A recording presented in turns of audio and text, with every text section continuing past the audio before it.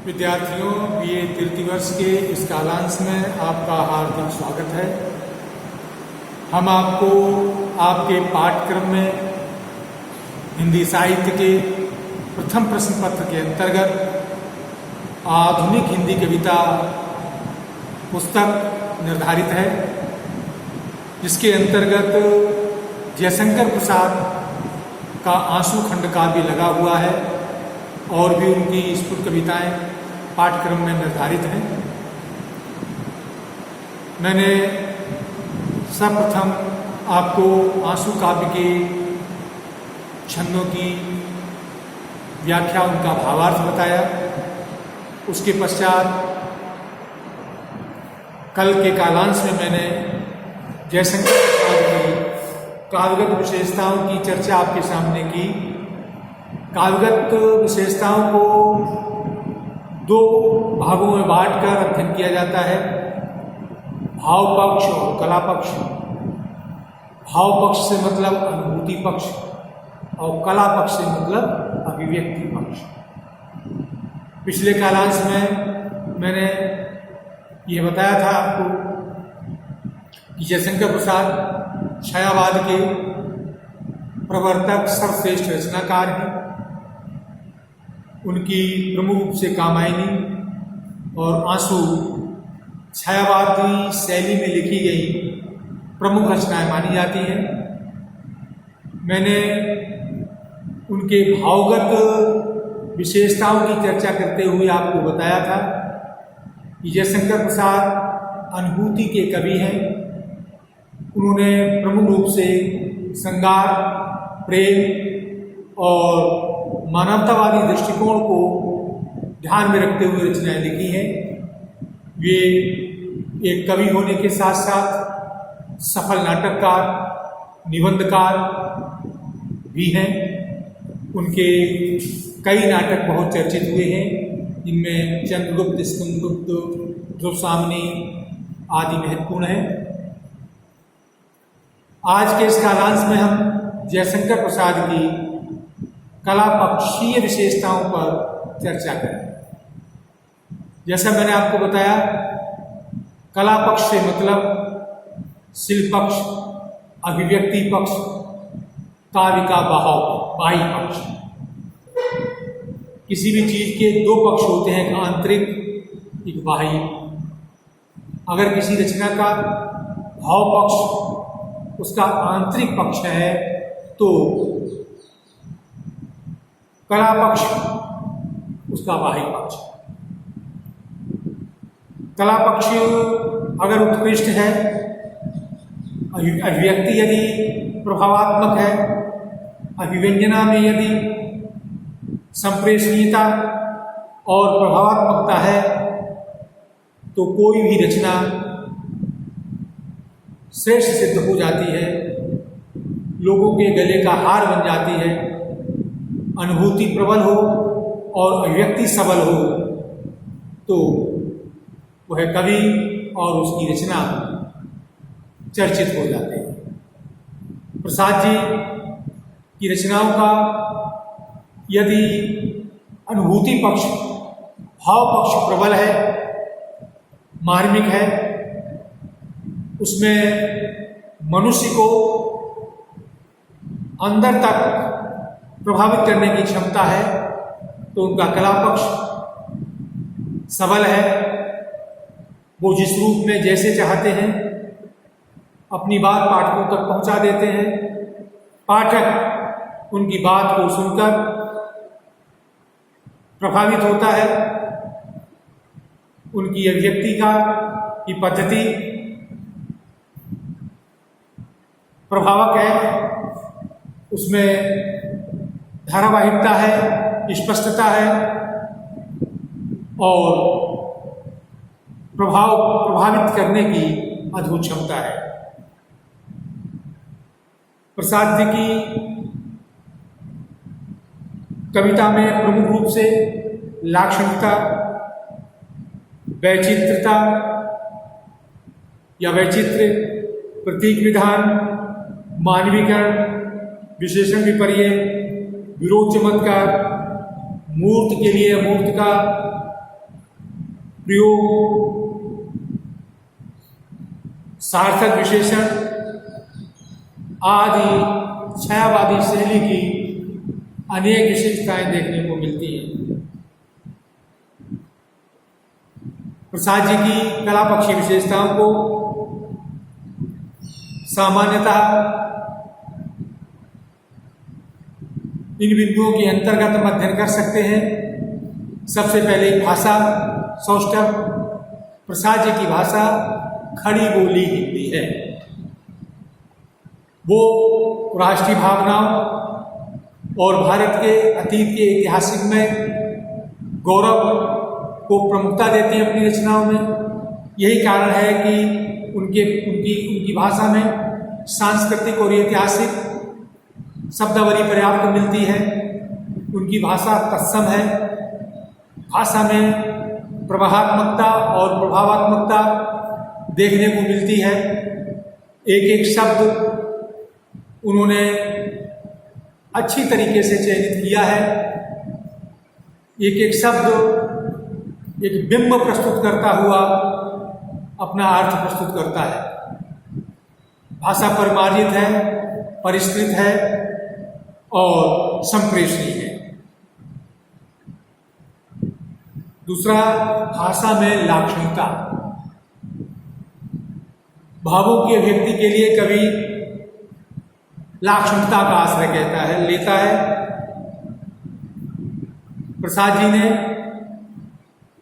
छायावादी शैली के अनुरूप अपनी रचनाओं में लक्षणा को अत्यधिक प्रश्रय दिया है। यद्यपि व्यंजना का भी खूब प्रयोग है, लेकिन लाक्षणिक दृष्टि से उनका काव्य अत्यंत समृद्ध है। एक लाक्षणिकता का उदाहरण देखिए। मानस सागर के तट पर क्यों लोल लहर की खातें, कहती है कल कल धन से विस्मृत बीती बातें। लाक्षणिकता वहां होती है जहां कभी किसी बात को सीधा न कहकर घुमा के कहता है और लक्षणा के समावेश से तथ्य में एक विशेष सौंदर्य की वृद्धि हो जाती है। नवीन अलंकारों का प्रयोग। छायावादी कवियों की तरह प्रसाद जी ने भी परंपरागत अलंकारों के अतिरिक्त परंपरागत उपमा, रूपक, दीपक, उत्प्रेक्षा, अनुप्रास, श्लेष, यमक इत्यादि के अतिरिक्त नवीन अलंकार जो पाश्चात्य साहित्य से हिंदी में अलंकार आए हुए हैं, उन नवीन अलंकारों का भी उन्होंने उपयोग किया है।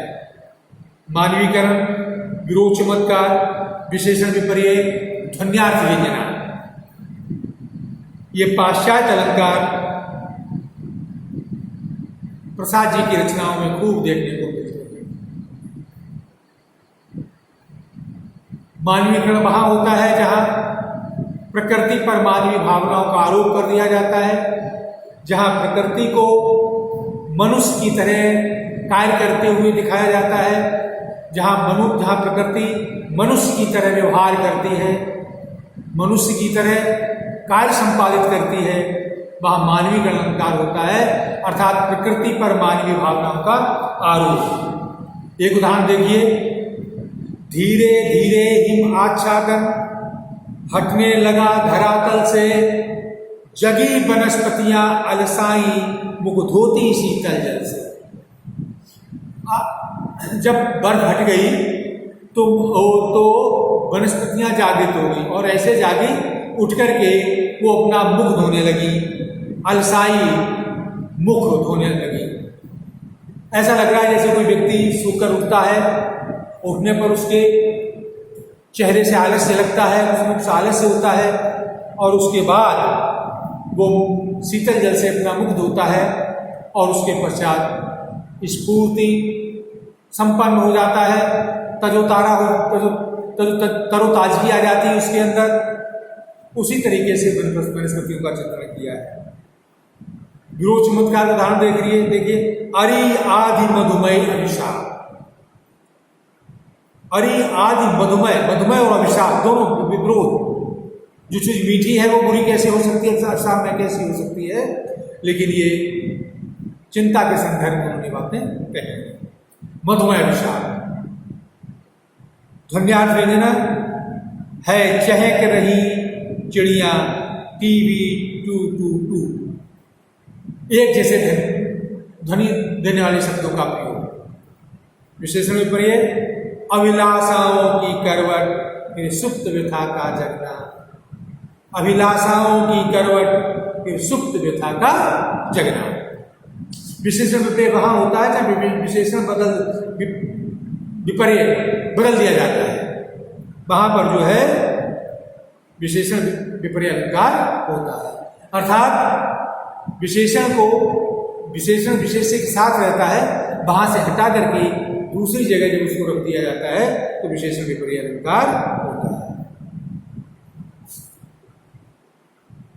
मूर्त में अमूर्त तथा अमूर्त में मूर्त की भावना। प्रसाद जी छायावादी कवि हैं और उनकी छायावादी रचनाओं में मूर्त वस्तु के लिए अमूर्त उपमानों का प्रयोग किया गया है और अमूर्त के लिए मूर्त का प्रयोग किया गया है।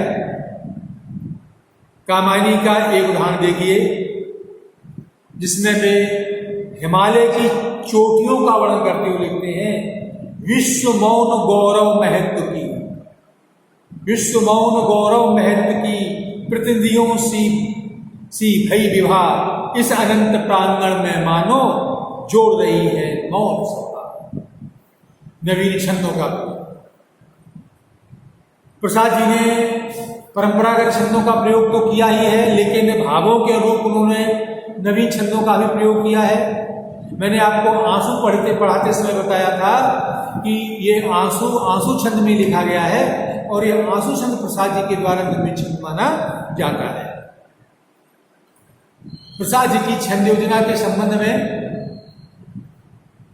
डॉक्टर नगेंद्र ने लिखा है, वीर भावों के साथ अकड़कर चलते हैं, विकास भावनाओं के साथ इंगित को नृत्य करते हैं और वेदना के साथ कराते हैं।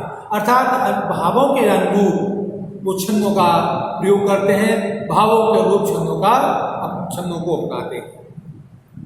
प्रतीकात्मक छंद, प्रतीकात्मकता, बिंबात्मकता, लक्षणात्मकता, ध्वन्यात्मकता, ये सब छायावादी की शैली की विशेषताएं। प्रसाद जी ने छायावादी कवियों की तरह भावों को अभिव्यक्त करने के लिए प्रतीकात्मक शैली का भी प्रयोग किया है। उन्होंने प्रतीकों के प्रयोग से भावों को गंभीर बना दिया है, साथ ही प्रतीकों के प्रयोग से अनुभूति में तीव्रता भी आ गई है। एक उदाहरण देखिए, झंझा झकोर गर्जन था, बिजली थी नीरद माला, पाकर इस हृदय को सबने आनेरा डाला। यहाँ झंझा झकोर आंधी के प्रतीक, झंझा झकोर आंधी कहते हैं जो वेदना और कष्ट के प्रतीक है। कष्ट जैसे झंझा तेज हवा चलती है, पीड़ा देती है, वैसे ही जीवन में आने वाली कष्ट और आपदाओं के लिए उन्होंने झंझा झकोर शब्द का क्या किया है, प्रयोग किया है। बिजली नीरद माला, नीरद बादल समूह, बादल जब तो अंधेरा छा जाता है तो निराशा के लिए उन्होंने बादल का प्रयोग किया है। ध्वन्यात्मकता, विद्यार्थियों, ध्वन्यात्मकता छायावादी शैली की विशेषता मानी जाती है।